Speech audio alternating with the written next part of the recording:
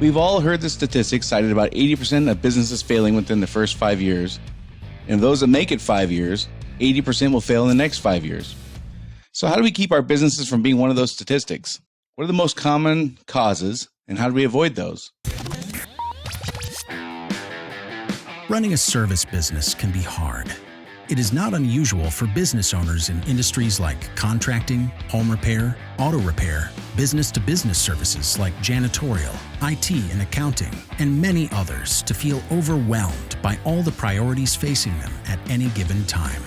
Between addressing the needs of the customers, managing the employees, figuring out the financials, and getting processes in place, feeling like you're making significant progress on your business journey can be difficult. Welcome to Service Industry Success, hosted by Brian Harding. Each week, Brian will look at real-world strategies for building the business you are dreaming of, while also sharing tactics to get through some of the most frustrating parts of business ownership with a lot more ease. Let's get started. There are 7 primary reasons a business will fail. I call them the 7 Deadly Defects. Today, in part 5 of our 7-part series, we will talk about insufficient cash flow. So for those of you who've been in business for more than a year, probably, you've heard the saying, cash is king. But for me, I think the more appropriate phrase would be cash flow is king. This is probably easy to grasp, that if we don't have cash coming in, we can't pay our bills. What's not so easy to grasp is that being profitable, for example, does not ensure a positive cash flow. You could have a job with an 80% profit margin on it, and if you don't get paid, it doesn't matter. If you don't get paid on time, it may not matter. If you do your accounting on an accrual basis, you could show a profit, but it doesn't matter if you don't get paid on time.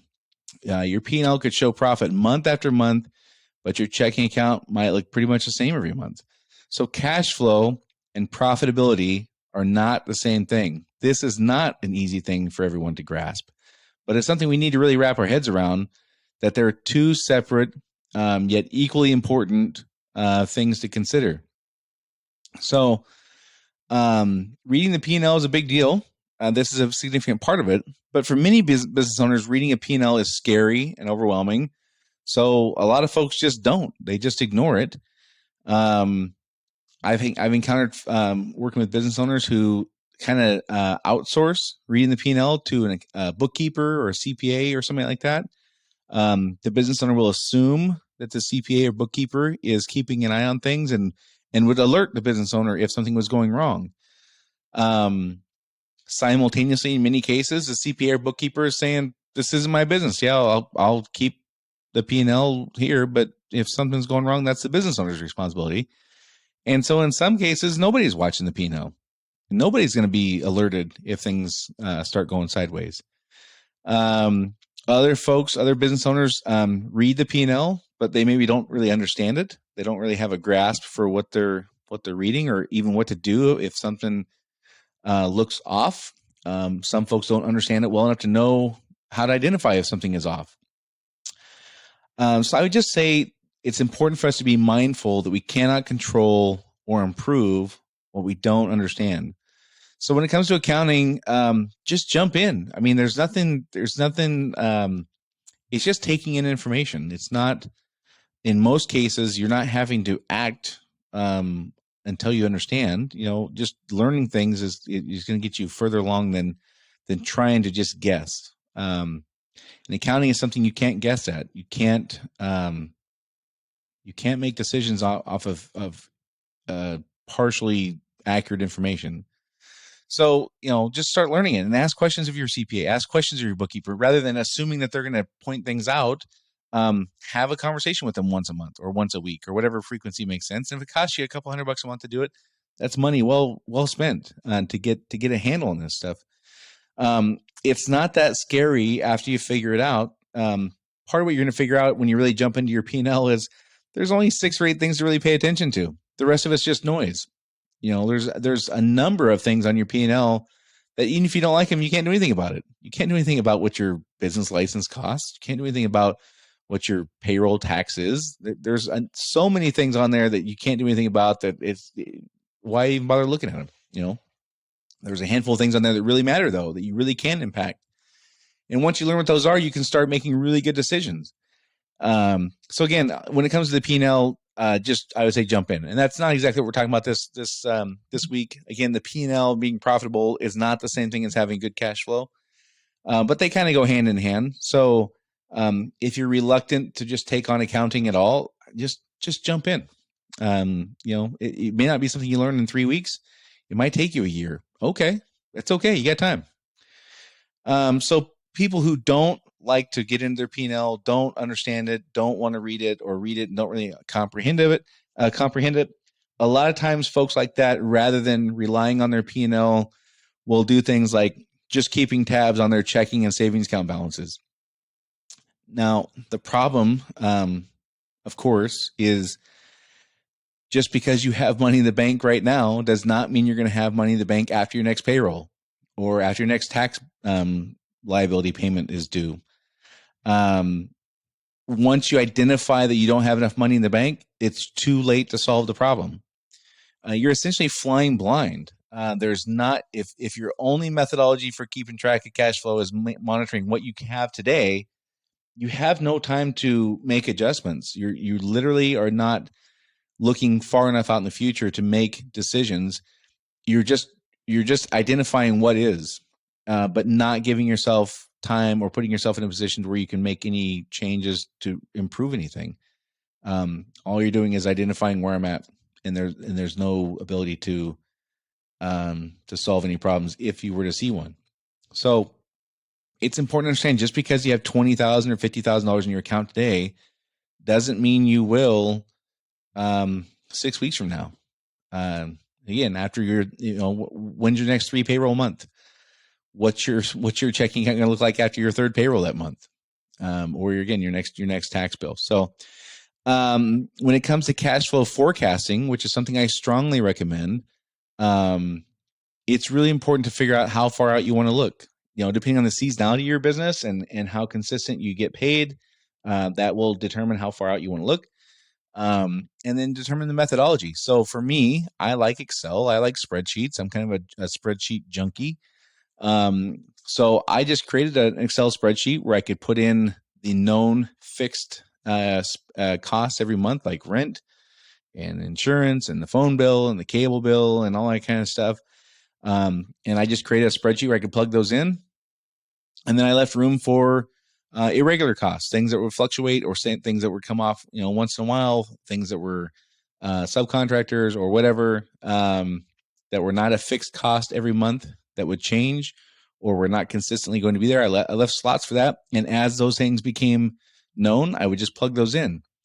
And so I would have a week by week, here's where our checking account started.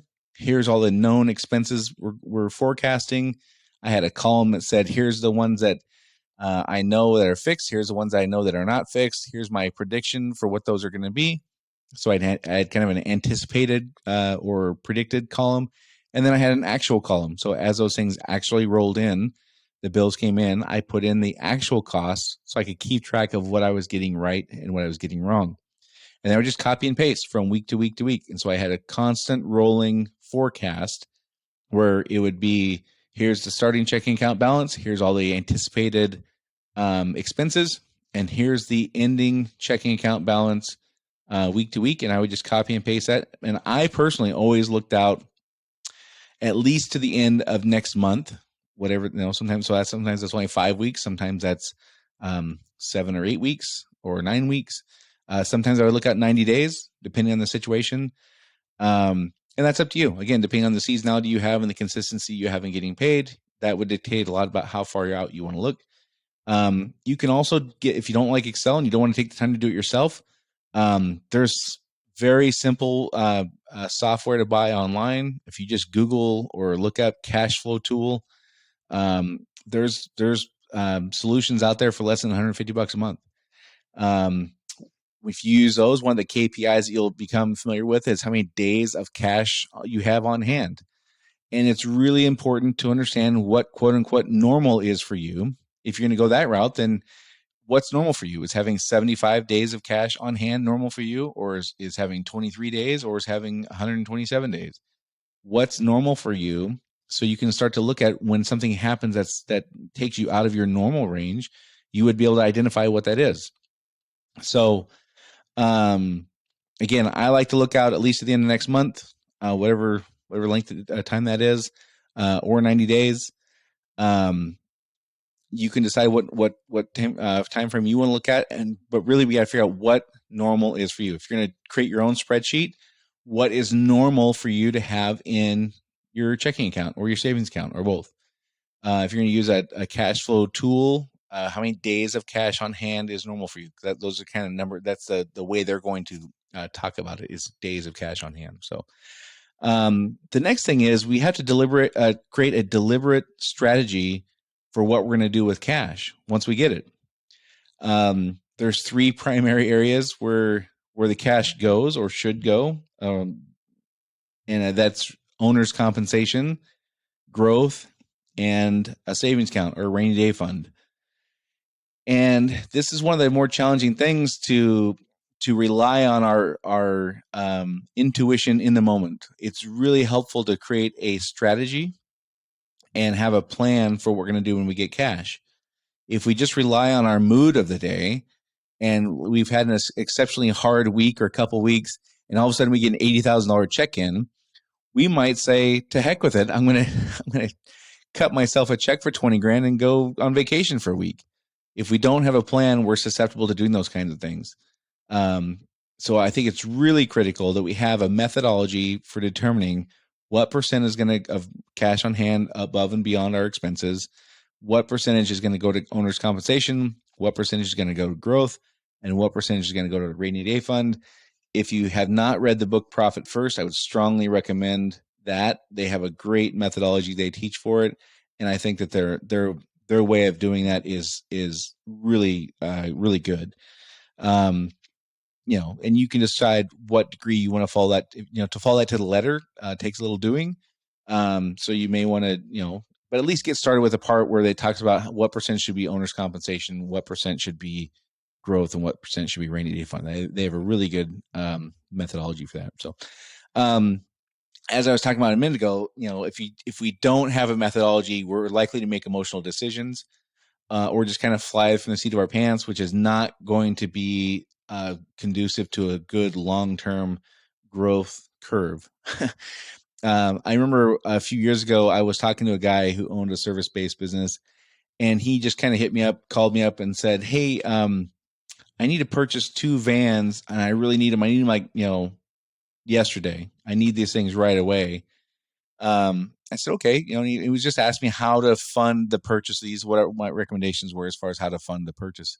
And I said, well, how much do you have set aside for the purchase? That's a big factor. If, determine, how much do you have put aside to do this? He said he planned to finance it, but wasn't sure if he could come up with a down payment. And I began asking about what strategies he had tried to save money.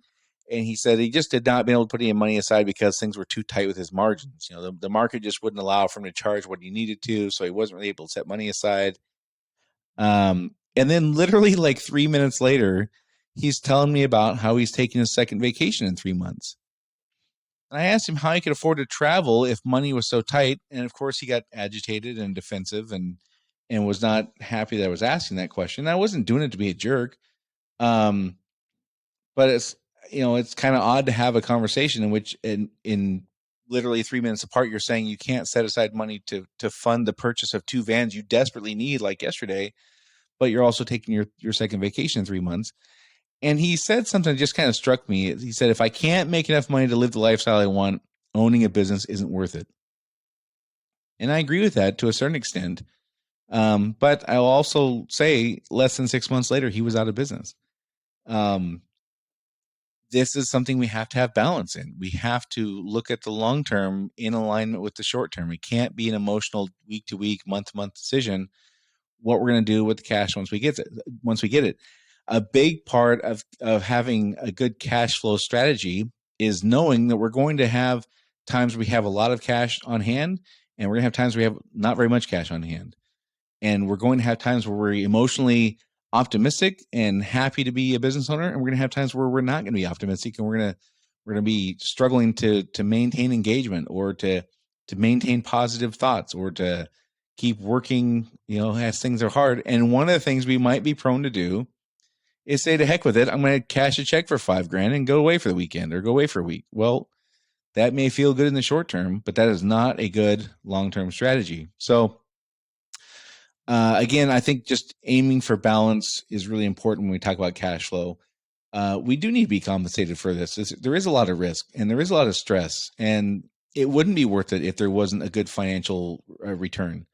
But we have to have a strategy. We have to have a plan. We can't just make emotional decisions. So the first thing I would recommend is start looking into your financials. Just dive in. Again, there's nothing that's going to hurt you. You don't have to make decisions based on what you know or don't know for the first. Just do what you're doing now, but start learning how they work, and that includes cash flow forecasting. Start a process of cash flow forecasting. Once you do it for a month, you'll learn what's working and what's not, and you'll alter it and you'll make changes. But just start. This is something you just have to start. And if you need help, there's tons of resources out there to get help. There's tons of books. There's tons of YouTube videos. I mean, there's tons of resources to be able to start doing this. We just got to start, though. This is one of those things you just have to start, and you just have to get through the fear. Remember, if you hear the saying cash is king, just tell yourself, instead of cash is king, cash flow is king. It's important to understand that being profitable is not the same thing as having positive cash flow. You can have a ton of profit on the P&L and still go out of business because you're broke. For many business owners, reading a P&L is scary and overwhelming, and so they just don't do it. They just keep tabs on their checking and savings account sometimes in lieu of reading the P&L. Neither of those things is going to help you with cash flow. Again, I like to look at least at the end of the next month, whatever length of time that is. Sometimes that's only 5 weeks. Sometimes that's 8 or 9 weeks, or 90 days out, depending on the situation. Just figure out how far out you need to look based on your seasonality. And the key here is to learn what quote unquote normal is for you, so you can identify when things are not normal. So if you need, if you can see that, hey, 7 weeks from now or 5 weeks from now, after that third payroll, we're going to hit a crunch, and here's how much of a crunch we're going to hit. It's we're upside down $5,000 in our checking account. Well, that gives you 8 weeks or 7 weeks to make $5,000 different decisions and what you buy, or maybe you can hold off on paying something for a week or 3 or a month or whatever. You don't have the ability to do that stuff if you're not looking. And then one of the key things is develop a deliberate strategy for what to do with the cash when you have it. Again, the 3 buckets that are often talked about, you may have a fourth one: owner's compensation, growth, rainy day fund. For some folks, there's a debt. You borrowed money from a family member or a friend, or you're buying the company from somebody, and a debt is a fourth one oftentimes for people to calculate here. But we have to have a deliberate, specific plan for what are we going to do with the cash when it comes in the door. Otherwise, we're prone to making bad emotional decisions. If you're not sure how to develop a plan like that, the book Profit First does a great job of walking you through the mathematical formulas in a super simple way, and opening up different accounts, things like that. Their methodology is fantastic. I strongly recommend, if you haven't read that book, read it, and that will help with a lot of this stuff. So again, this is part 5 of our 7-part series at 7 Deadly Defects. This week, we're talking about insufficient cash flow. This one's probably the most obvious. If you don't have cash, you can't pay your bills. If you can't pay your bills, you're not going to be in business very long. That part is obvious. What's not obvious is the things that we have to do to prevent that, and how to specifically go about forecasting your cash flow. Again, if you're an Excel junkie like me, that's one way to do it. If you're not, and you just want to do it, you buy something online, it's not expensive, $150 a month or less. You can have a cash flow forecasting tool where you just plug in the numbers and it spits out the data for you, and you can make really good decisions based upon that. So this does not have to be something that is prohibitive. The solutions for this are relatively painless. If you like Excel, it's a little time consuming. It might take you 2 or 3 hours to build the spreadsheet. And when you first do the online tool, it might take you 2 or 3 hours to first enter all the data that they're going to ask for. But that's a 2 or 3 hour investment that's really, really good. So that's it for this week. Again, if you have a friend who's a business owner in service industry who's ever said something like, I feel like my business owns me, or I got so much stuff to do, I don't even know where to start, please share this podcast with them. We certainly appreciate that. If you haven't had time to give us a rating or review, please do that. Thank you for all of you who have. I really appreciate that. And that's it for this week. So this is Brian Harding with Service Industry Success saying thank you for listening, and I'll talk to you all next week.